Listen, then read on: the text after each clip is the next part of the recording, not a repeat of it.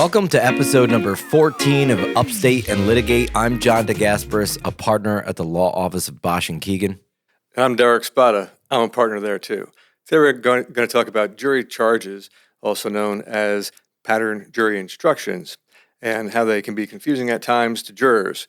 But before we jump into it, let's talk about some recent victories for our clients. What do you got, John? Well, I just had a trial up in Greene County, New York, and this involved a farm accident. Gentleman got run over by a tractor. So we took the case to trial, and we got a verdict for just under $1.4 million. It was a fair result. I thought the jury verdict was a little light myself, especially considering the injury profile. But overall, I think we were victorious. The client was satisfied with our services and felt that he got justice. So I think that was a good result. It was a tough case, too, the whole scenario about how the accident happened. I mean, you could have lost the case, too. Could have easily lost. Zero. Right. I mean, it was a very difficult fact pattern. I don't think anybody quite understands how the accident happened. So, overall, I think it was a good win.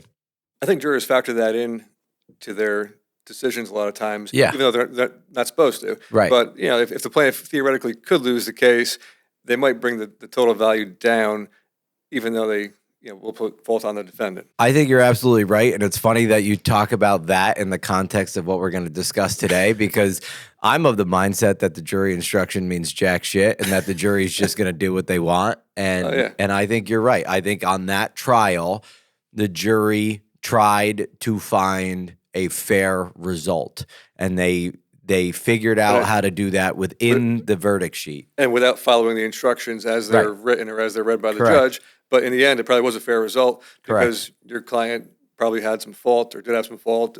And that's what they thought. And also they knew that the dynamics of the case were such that their number, the award of damages, should be relatively humble. Now, if I was, this case, as you know, had a very deep-rooted family dynamic. A son was suing a father.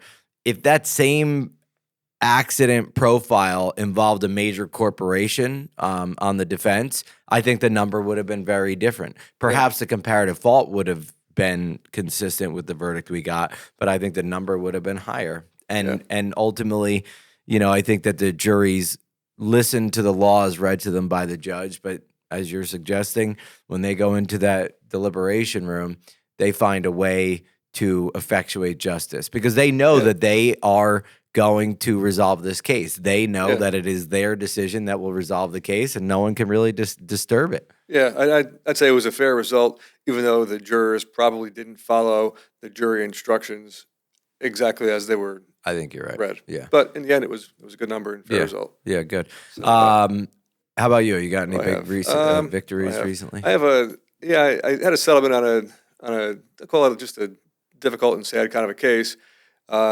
But our client was a bus driver, and so she had a full-size school bus. There were no kids on the bus, and so she was driving along, and she was going to make a left turn. But as she approached, there was an intersection, a cross-type intersection there, and so there were no stop signs in the north-south direction the way that she was going, or four-way intersection. And so there was a car coming out from her left who had a stop sign. So that car stopped, but at the stop line, the driver couldn't see to his left. So he started to inch out past the stop line to look to his left. And then apparently, we can't really piece everything together perfectly, but the driver, we think, looked back to the right as he was pulling out. So as he was pulling out, a large dump truck filled with stones, gravel, was coming around the turn in the opposite direction of the bus. And the driver of the truck, we think, overreacted and jerked the wheel to the left really hard. And lost control of the truck. Lost the load. And because the load, it was a triaxle dump truck about as big as they can get without being a tractor trailer. Wow. And it was filled with, I want to say it was like 20 tons of gravel in that truck. I would like to see the pictures of the scene of that accident. It was a mess. It was a total mess, right? And the driver, the whole truck dumped over sideways and skidded on its side into the front of the bus. So the driver missed the car that was pulling out, but hit the bus. And there were cameras inside of the bus, and you can see it. It looks like an explosion. And the bus driver actually stopped. Were there any children on the bus? No, just the driver. Thank goodness. And there would have been a mess there if there were kids.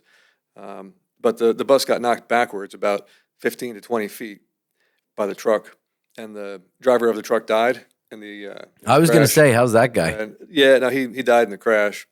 Was he so it seatbelted? No, it Oh, there didn't you look go. that way. Yeah, Got to wear your seatbelt. yeah. He probably would have survived if he had a seatbelt on, but he ended up. The truck went down on the driver's side, and he ended up coming out toward like the front passenger corner Oof, of the jeez. truck. And So what was your bus driver's injury profile? well, mainly it was PTSD because she saw the guy die right in front of her, Right. and she had injuries to both knees. She got banged up otherwise pretty well. She's had no surgeries on her knees, but will probably need surgery in the future. Mm-hmm. And she stopped working in part due to her knee injuries, part due to having PTSD from going through this crash. Yeah. But in the end, it was a good fair result for her. I think I think it worked out really well. But it was difficult to apportion liability between the car and the truck, and they both their insurance companies paid. But who was more at fault? The car for kind of inching out and looking Right. when he said he couldn't see, but maybe would have inched out too far before committing and going, or the truck driver who, it's hard to say if he was speeding or not, but might have been going a little too fast. So who and apportioned overreacted. fault there? You just let the defendants figure it out amongst Yeah, themselves? they just did it amongst themselves, and You didn't need it it. worked You out. didn't go to trial on that. No, Yeah. we're about a week and a half before trial when we Oh, settled. really? So yeah, it was there were a lot of steps in that case, a summary judgment motion, and they kind of went through everything they could to defend the case, but I got over every hurdle and got to a good number for the client. Good. Yeah, that's an interesting case too. PTSD claims are hard to substantiate at times, not always, but so it's a good result for a more abstract injury profile than broken leg or something like that. All right, so now we're going to transition to today's case in chief. Jury instructions or pattern jury instructions, and I'll have you define them.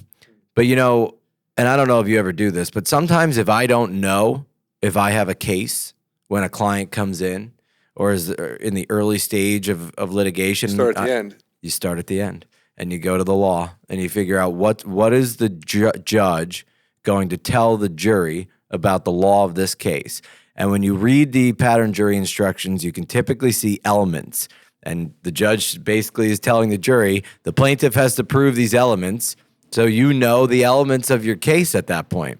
So sometimes when you take on a personal injury case, you start at the end by looking at the law, and that's sometimes how you draft a complaint. All right, so Derek, why don't you now tell us or tell the viewers, what is a pattern jury instruction or a jury charge? Well, a jury charge, there's these 4 books. I'll call them like mystery books because the jurors don't get to see them at any point during the trial or even after the trial. They don't actually get to see the jury charge. They only get to hear it. And they don't get to hear the jury charge again until the very end of the trial. So, trials last usually several days. Some can go on for a week or longer. But the jurors sit there and listen to the trial for about 3, 4, 5 days. And then they have no clue really where they're going. They know what the case is about. They know what the plaintiff wants and what the defendant wants, but they don't really know the law. They don't hear anything about it until the end of the trial. And then at the end of the trial, the judge reads them these pattern jury instructions. And it's about, at least a half an hour. And on cases that are a little more involved, it can be like 45 minutes or longer of jury instructions. So the jurors sit there and the judge reads from a book or pamphlet all of these applicable jury charges, and the jurors just sit there like it's a bedtime story because it puts them to sleep, usually. And the one that I think is the most critical for our line of work is the charge on negligence. And the charge on negligence is, I'll say it's a little convoluted, and jurors often ask to have that charge read back to them, which I've noticed maybe in half my trials, I would say, over my career.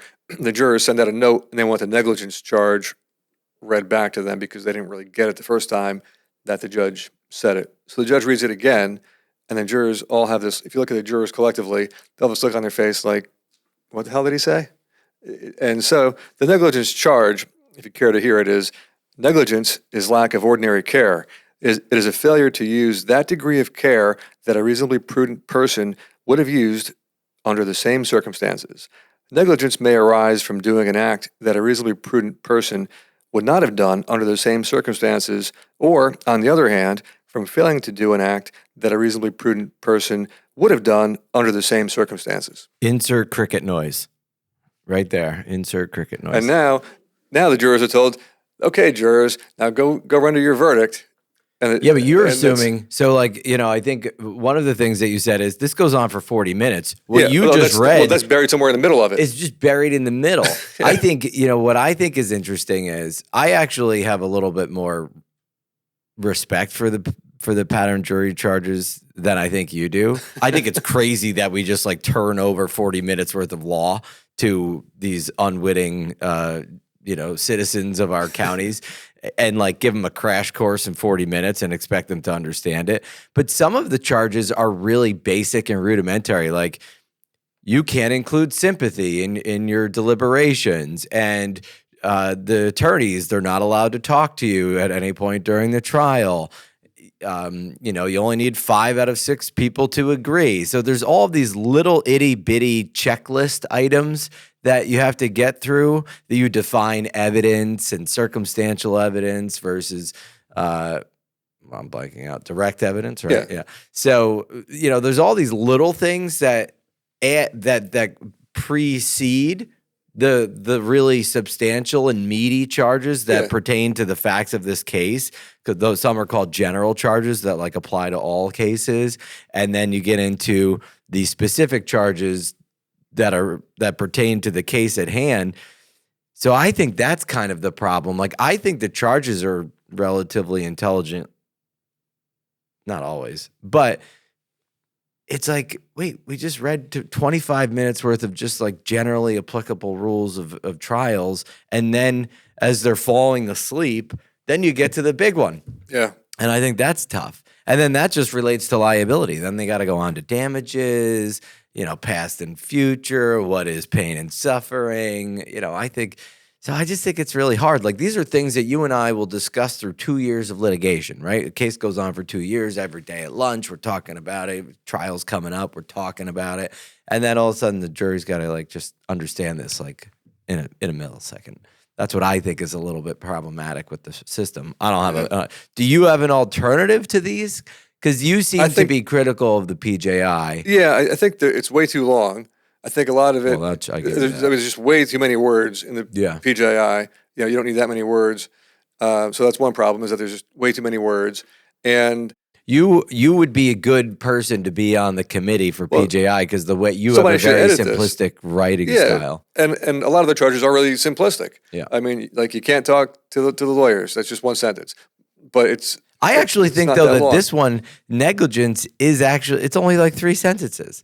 It is. It's only 3 sentences, but when you start to think about, a reasonably prudent person, so it's asked the jurors, what is a reasonably prudent person? Oh, well, that's just like an average. I mean, I don't know. Is that just an average person walking down the street, or I don't know. And then, but that's more substantive, not the writing style. I mean, this is 3 sentences. Yeah, it's right. I mean, it's not excessively long. I think when you long. get into like premises liability and product liability, like strict product liability versus negligence, I'm like, oh, come on. I'm a lawyer. I'm 15 years in. I still don't understand it. Yeah, well, and this charge that I just read is the basic negligence charge. Yeah. But other cases, like malpractice cases, have an additional charge. Oh, yeah. Product liability have their own. But see, that's what I think is really cool about the PJI.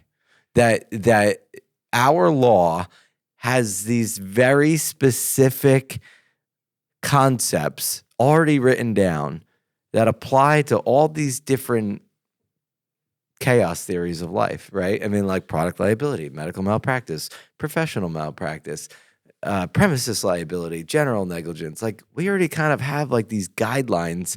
That's why we exist, right? Because there's a guideline already written. And it's like, so in the farm case that we just had, it was general negligence. There was no specific, it wasn't premises liability, it wasn't product liability. This is the charge we used. And so I got to talk about what's a reasonably prudent farmer do, right, under that circumstance. I'm not saying it was easy, but I think that's what's really cool about the PJI is that we can go to the shelf, pull a book off, open it up, and like say, all right, well, here's the rule for that accident. That's true. Yeah, I mean, it does cover every kind of case conceivable. And you know what I think, though, gets crazy? But this is because life has to be flexible in this way. The law does. is that with these PJI charges, certain specific charges have to be manipulated for the facts of that case, right? This one like applies to any car accident, general negligence. If you take your eyes off the road, a reasonably prudent person wouldn't do that, right? But like with your premises liability, some of these things, medical malpractice, you have to put the facts of your case and plug it into the form. And I think that's where things can get crazy because, you know, the judge gets to pick how it's going to be read. And it's like, well, I don't agree with the way that's being phrased, you know, and the charge conference. Tell the viewers about a charge conference. Well, at some point during the trial, toward the end of the trial, the attorneys will meet with the judge and go over all of the jury charges that should be read to the jurors. And this is done outside of the hearing of the jury. So right, yeah. Private in the judge's chambers, lawyers only in the judge. Yeah, and I'd say for the most part, you know, we agree because there's a lot of basic charges that get read in every trial no matter what. But then if you disagree on charges, you know, the charge conference can go on for an hour or two. Oh, it could be painful. You know, just to go back and forth, and you know, the judge may need to do some research to figure out which charge to read that suits your case the best, or how to fill in the blanks if there's, you know, missing words because some of the forms have blanks that you're supposed to fill in, and then what terms do you put in there? And those terms, I mean, if the jury actually follows what the judge reads, those terms can actually alter the outcome of the case. Yeah. Do you, in your trial presentation, whether an opening, closing, or just during the trial, use language from the PJI? Some lawyers do that. Some don't. I'll share what I do, but I'm curious. More recently, I have been trying to work it in when I can, or at least more so in my closing statement. Like at the very least, in my summation, I try to mention those key phrases. You know, like in negligence, it mentions a lack of ordinary care. And so I'll focus on the word care. And was the defendant careful when he or she did this? And, you know, would an ordinary person or prudent person who's being careful, you know, do that? Is that what you want in society? But careful. I never thought about that. Yeah. There's a jump there. Ordinary care equals careful. Yeah. That's interesting. I didn't think about that. But then I also stress to the jurors, you know, to do what's right and to do what's just, because their job as jurors is to come back with a verdict that's fair. And so, like, getting back to your victory that you talked about at the start of this podcast, I think the jurors did what's fair, but they didn't necessarily follow the PJI, but it was fine. Mm-hmm. So, and I think there's a point, you know, I don't recommend jurors doing this, but when, you know, if jurors come back with a just and fair verdict, that's all you can ask for. Yeah. It's so imprecise. And that's, by the way, this is why we settle these cases. Yeah. Because you're turning this litigation, this dispute, important case over to these 8 strangers or 6 deliberate. And can you reasonably expect them to digest all that law and, you know, very technically apply the facts that they just heard to this very technical law?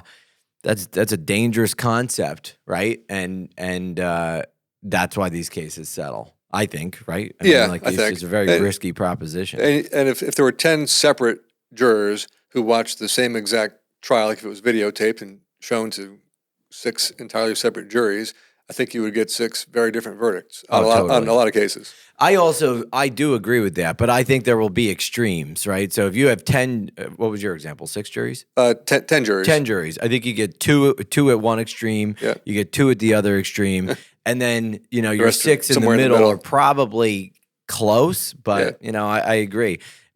It's a very imprecise science. You know, I think another interesting thing about jury charges is that they're not really statutes.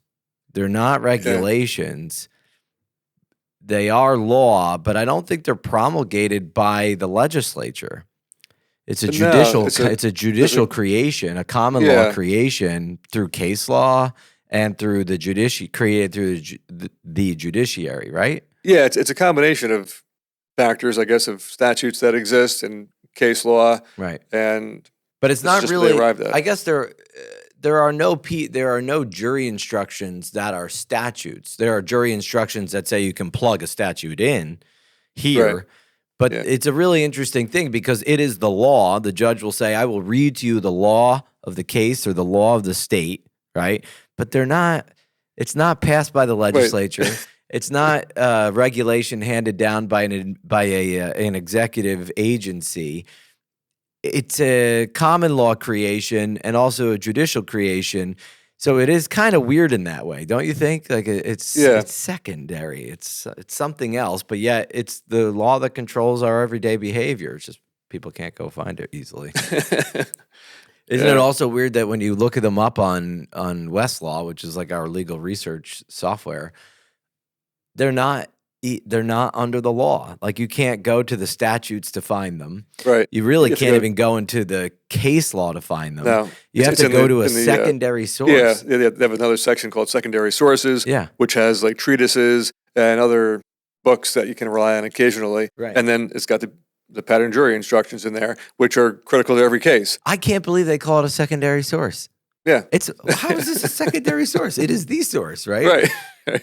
I think I had one case where the judge copied the law. I think it was a medical malpractice case. The judge copied the law, meaning like took the piece of paper and made a copy because they're reading off a piece of paper. And so the judges have like an electronic version that they can manipulate for each case, right? You don't always need to read every PJI charge. And he gave the definition to the jury, but I've only had that once. Have you ever had that? No. Now,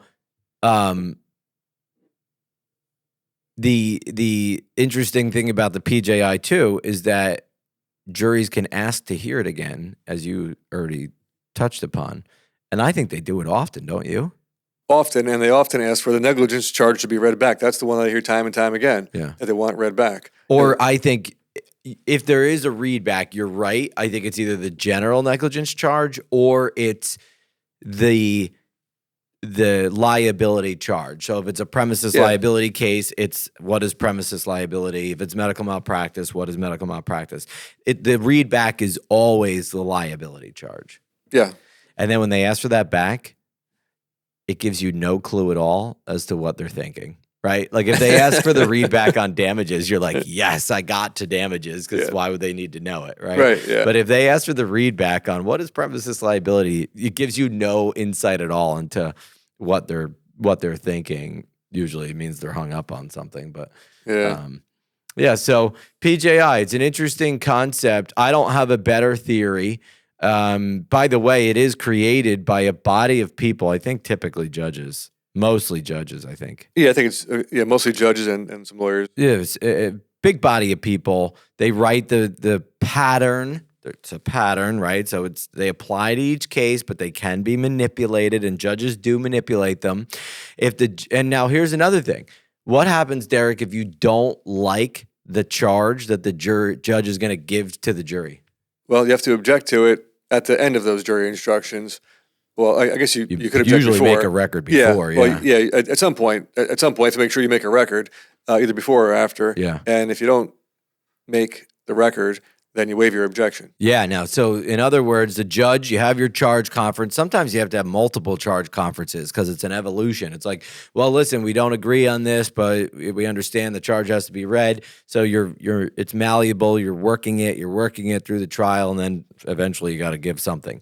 If you don't like what the judge is going to tell the jury, I think you have to you should make a record before and say, Judge, listen, you do this outside of earshot of the jury. I don't agree with what you're going to do here. I respect the process, so I don't agree. This is why I don't agree. I don't think you should tell the jury, blah, blah, blah, whatever it's going to be. And then I think you should stand up and object at the end again. But here's the other thing that I hate. So this is a 45-minute thing. You and I have heard this 1,000 times, right? At every trial, you hear it. I mean, they're all a little different, but you got to listen. Because if the judge gives the wrong charge and you don't object, you waive the objection. So despite the fact that you've heard it 1,000 times, you got to listen. I mean, you can kind of zone out on your basic general charges, but you have to listen and you have to make a record to preserve your client's right to appeal, because if the jury gets the wrong instruction, then the wrong law is being applied to the case and you can appeal, right? Yeah. Remember the case that a fellow colleague had here in Kingston with a now deceased judge? And wasn't there a situation where like a woman fell out of a dentist chair or something, and the judge refused to give a medical malpractice charge, or maybe it was a general negligence charge? Yeah, he wanted to give like the general premises liability charge because it was a fall. Right. So the person fell out. There was something. I think there was something wrong with the chair. I don't know if the chair was broken or something. But either way, she fell out. Well, she fell out of a chair. Right. But gave the jury charge. I think it was like an ordinary fall, like if someone falls like on broken steps, for example. I think it was that kind of a charge. But it should have been a different charge. Yeah, it was wrong. It was the wrong type of charge for negligence. Right. And so like the charge didn't suit the case. Right. The judge made a mistake. And that happens. That's why we have appellate courts, right? And listen, when you have let's say you have a traditional case, judge, plaintiff's lawyer, defense lawyer. You don't always agree. Right? You're in the room and you're bickering with each other about how this thing should flow. So someone's wrong. And in that case, the judge was wrong, but the lawyer made a record and it came back on appeal. They had to try it again because the law as read by the judge to the jury did not fit that fact pattern.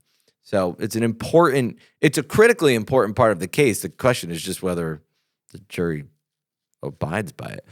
I had asked you if you talked to the jury about the charge. I do if there's a very specific part of a charge that helps my case. So if it's just like a general negligence thing, like a rear ender, just say, for example, I don't know, that I emphasize too hard the reasonably prudent person standard. But if there's a charge like premises liability that says they can be negligent for failing to warn, failing to make a safety precaution, or failing to remove the condition, and I think a failure to warn is the crux of the case, I'll really emphasize that point. So, but that's why you have to know your charge too. As a good lawyer knows this pattern jury instruction. Yeah. All right. Well, that's it for our case in chief today, Derek. Nice job today. We are now going to transition to, is it legal? I'm going to ask you the first question. You ready? Okay. All right. What advice do you have for someone who has recently experienced an injury and is unsure about whether to pursue a legal action? Maybe they're not sure whether they should call a lawyer. Well, I guess my advice would be call a lawyer. And there's no obligation. There's no fee for that phone call. You can just get some free advice and then make up your mind. And there's no pressure either way. And you may learn things that will change your mind one way or another. What I tell people if they call me and they're not sure about what they want to do, I typically ask them about their injuries to see if it's something that's really like a minor or minimal injury. Then maybe it makes sense to just let it go and move on. Whereas if it's an injury that impacts them more, that affects their daily living, maybe if they miss time from work, if they have medical bills that they have to pay out of pocket, I'd say maybe you should really think about this more seriously.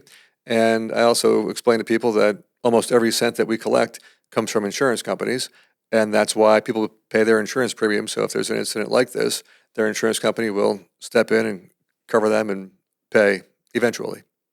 All right, good work. You got a question for me? I sure do. How has technology or recent legal developments impacted the field of personal injury law? Well, I didn't know I was getting this question until I just looked down at the paper while you were talking. This is a really interesting question that I hadn't thought about. And I would say from the start of my practice about 14 years ago to now, technology has fundamentally altered the legal world in so many ways. I mean, it has changed the way that we manage our practice. When I started at Basch Keegan, the files used to just be saved on the hard drive, and every client had a file. Then we transitioned to... Well, first it was all paper. Before everything was, literally paper. All paper. It was literally paper. You're right. You're right. So then we got a litigation software program, and then depositions that used to be conducted in person with a court reporter. Now they're all done virtually. We used to have to file documents by walking them over to the clerk's office. And sometimes if you were in a spot, you'd have to pay someone or get in the car yourself and drive it to the clerk's office in some faraway land to get it filed on time. Now you just upload it digitally. You see it changing the way that we litigate. I mean, I recently had a trial, first time I've ever seen it, where the witness was not, the plaintiff was not in the courtroom, but she appeared every day remotely.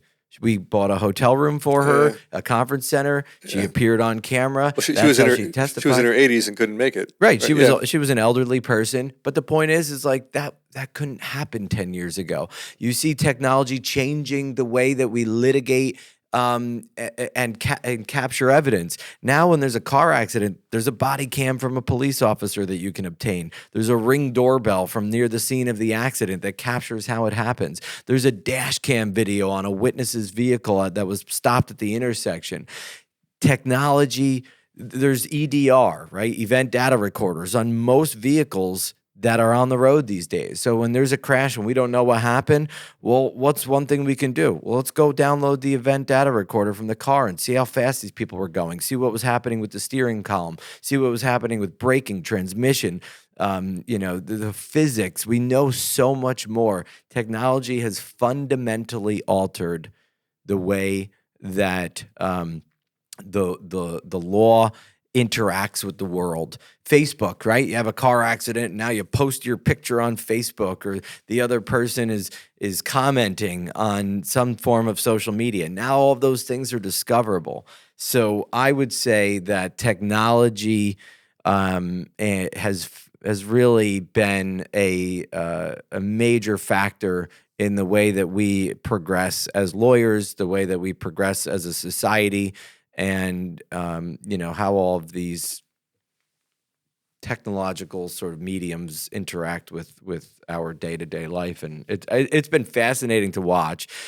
And there's learning curves, right? I mean, for the longest time, the litigation we wasn't caught up. COVID hits, and overnight we made these fundamental changes. Yeah, that was a leap with COVID. Yeah. So it's been an experience. So makes me think of that Ali G skit. Remember the Ali G show with the guy who played Borat? Ali G. And he did a show on technology, and he has these computer scientist people on there with him, and he's like, "Technology, what is it? Is it good or is it whack?" I think I remember it. I remember that episode. It doesn't shock me that you like that show. No. All right, now let's get local for a minute. So, Derek, what is your favorite Kingston-based St. Patrick's Day event? Just getting drunk in general is my favorite event on St. Patrick's Day. You do that, what? How often? You celebrate St. Patrick's Day all year Several around? times, yeah. Like at least once a week I celebrate St. Patrick's Day. I mean, I keep it simple. I like the Shamrock Run. Definitely. And recently, Basch Keegan's been a major supporter of the run itself, and we give out free bandanas. So it's been really fun. And actually, though, my favorite part of the whole event is getting downtown and going to the Andy Murphy Center, having a few beers from Keegan Ales, those bagels, those colored bagels from Sunrise. I always overdo it. I have like 5 bagels and it's like I don't eat bagels all year. But that to me is actually one of the best parts of the whole day because the people that go there are real Kingston people. These are members of the community that I've known for a very, very long time, and I think that's like my the best hour of the day. Yeah, and we're sponsoring the run again this year. We are. So if you stop by at the starting line, we're passing out bandanas. I think we have about 1,000 that we ordered. I think 1,000 bandanas this year. They're going to be white. They're free while supplies last. When you get your shirt, you're going to see our tent this year because the tent's going to be there, and you come by, get a free bandana. Now here, tell them the best part. If you tag us on social media, and in a photo with your bandana, we will select one of those named, one of those people who tagged us to win a $100 gift certificate to the restaurant of your choice in Kingston. There you go. Who was it? Last year we had a winner, and they chose Sushi Macchio. Yeah, on Morton Boulevard. Oh, it's excellent. It's so good. Are they open for lunch? I'm not sure. I don't know. Dude, and it's like, you gotta and take they're me and there. they're in a strip mall there on Morton I know. Boulevard. So as you drive past, it's like, yeah, sushi in a strip mall. I don't know. When you go in there, I it's heard excellent. it's It is fantastic. fantastic. Yeah. Yeah. If they do lunch, we Gotta gotta go go. out there Yeah. one day because we do sushi. Yeah. All right, good. That was Let's Get Local. Now for closing argument. Well, thanks once again for listening. We hope you found this interesting. If you enjoyed this, please consider subscribing to our show and give us a like. And we'll see you next time on Upstate and Litigate. Take care.